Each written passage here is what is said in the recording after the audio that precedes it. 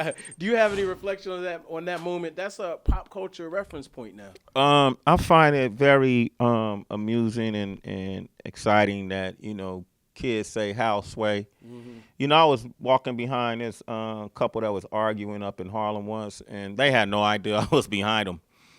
And it and they're arguing. What's the other one? It's "How Sway." What's the other one? Oh, okay, yeah, okay. Yeah, and they arguing, they're arguing, they're arguing. I got bags of groceries in my hand. I'm like, and I'm thinking, man, I hope these kids don't take this argument way too far. It looked like it was getting really heated. And then all of a sudden, the girl started yelling at the boy, "You ain't got the answers, Sway. You ain't got the answers, Sway. You ain't got the answers, Sway." And she just kept saying it. And I thought, oh, she must know I'm behind her. Had no idea I was behind her. You ain't got the answer. And the dude started yelling back at her, "How? How?" And yeah, yeah, Khloe Kardashian just tweeted something. Okay. You ain't got the answer, Sway. So and in some dictionaries, how Sway actually has some type of definition to it. So reflecting back on it, I knew it was a moment when I was in it. And that's just through years of believing in things that you can't see or touch Yeah. and being in tune with that. Right. I'm with energy, the whole nine. If people don't believe in that, somebody could walk in the room, if their energy ain't right, they could change the whole mood of the room. So that's an example of it. And when he walked in the room, he had energy about him Hmm. that and I hadn't seen him in a couple years, so me and him had some pretty close moments. But I'm sure he's had close moments with thousands of people in Hmm. his journey. Right. And I actually understood what he was trying to convey, Yeah. and what I was trying to do is create a platform or be a liaison to funnel that through, in a way that the general population could get what you're trying to say, understand what you're trying to say. But if I ask you these questions and you can answer these questions and break it down, Hmm. it might help people go, oh, okay, I get it. What you're Right. trying to say. My objective is never to tear my guests down. Where in 99% of the platforms that are out there right now, it's like I gotta get you. I gotta have a gotcha moment. Right. My objective is the opposite. I want to get you to open up and talk and what's real, and that's how I've done it throughout the years. He's on a different frequency, and my frequency, I wasn't tuned in to his, and I don't think he listened to. He just had his one frequency. Well, he wasn't trying to listen to mine, perhaps. And so when it started elevating, it turned into a circus, and I recognized that too.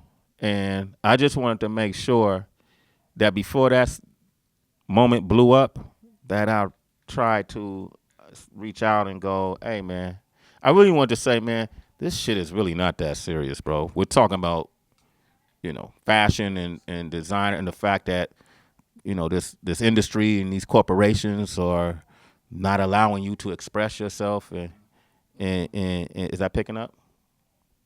I don't really hear it. Okay, it's not allowing you to express yourself, and they're basically not giving you what you want. Right. Right. Man, there's a line over here that goes back centuries. Just step in that line, dog, and the universe will get to you after it gets to everybody else. Right. I totally get that, and he probably got tired of being used. To put him in the front row at the fashion shows. Hmm. They like him come to his events, do spaz the fuck out, bring attention. Hmm. You know, um, use him that way, and he basically was coming to the table and say, "Hey man, I want some of the cake now.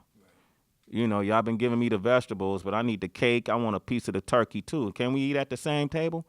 Hmm. And initially they were like, "No," and I totally get that, and it's a bigger picture to that. It's all diabolical. Hmm. Yeah. Definitely. It's all diabolical. It's the same thing Pac was telling us in the conversations I told you earlier. Right. You know, I've had many conversations with many people who aren't famous who get that, you know. And so when it blew up after, I wanted to put love in it, though. You know, that's all I'm saying, man. It's me, bro. I love you. I ain't caught up in this industry stuff. I don't care if you about likes and all that. I don't care who I take a picture next to, unless they care about it, too. We both need to care. You know, I'm not jocking nobody. I've seen it all, and I'm going to see some more. So it's not about that, but man, this digital age, man, you could get that somebody can make and break you in one interview. One interview. All that legacy, Sway and Tech, all these things we done, sat down and with the White House and with the president, live on TV, in the White House. Hip hop is there, and a good representation of it, a real representation of the culture. Is speaking to the most powerful man in the world at the White House live on TV. And I'm going to let your rant dwindle all of that down because you can't get your way. I'm pissed off you can't get your way. As much money as you generated for these industries, as much as they copied him and stole from him and stole from us. I'm pissed off we can't get our way either. But at some point we're going to have to make our way. So we ain't got to ask no more. Is all I was really trying to say. Is that feasible? And then when it got blown up, man, it's just it was funny. And at the same time, I had to make sure I did at least one quick thing. That when you walked away from the interview is his. You could live for a lifetime. But you got a quick understanding of who I really am in that interview. And it was a moment in there where we let it be known, hey, homie, we about to take it. Now I'm thinking back in those days when Big and Pac were alive. Now I'm thinking back in those days, you know, when Rocksteady Crew and them came to the Bay. Now I'm thinking when Nas and Lauren first came on the Wake Up Show. Now I'm thinking when I was on MTV doing Choose or Lose campaigns and covering presidential elections and understanding that the machines ain't calibrating correctly. When Al Gore was running, and there was all this controversy that, hey, man, these machines, I'm putting Al Gore in this coming up Bush. Right. You know, now I'm looking at Hurricane Katrina. Now I'm looking at going to Haiti and helping and taking these vacs up into the mountains where people don't even have electricity to prevent their limbs from becoming amputated. Right. You know, and handing out food. I'm thinking of all that stuff, Genesis marching and all these things. That am I going to let a rant like this, you know, erase all of that legacy because he's Kanye West? I love him like a brother. My brother and I had a lot of fights growing up. And that's all I looked at. It wasn't even a fight. It was a conversation and misunderstanding. He didn't think I understood him. And I know he didn't understand what I was trying to do. And it made for a great pop moment. And people could say how Sway to me until my final days, and I will smile and be happy because every time they say it, my name is ringing for another reason. You know, they could say, what's the other one? You ain't got the answers? You right, man. I love when people say that. And I'll say, yeah, I know. I get paid to ask questions. Right. So, yes, sir. You know, so that's what I think of it. I haven't spoken to him since. And people always ask, would you interview him again? Which I'll do another interview. And it's not even on my One Shot is on my priority list. Final words on One Shot then. One Shot is a great opportunity for people to be discovered. It's a great show. We're having fun doing it. It's funny. It's funnier than I thought. I never thought about it being funny.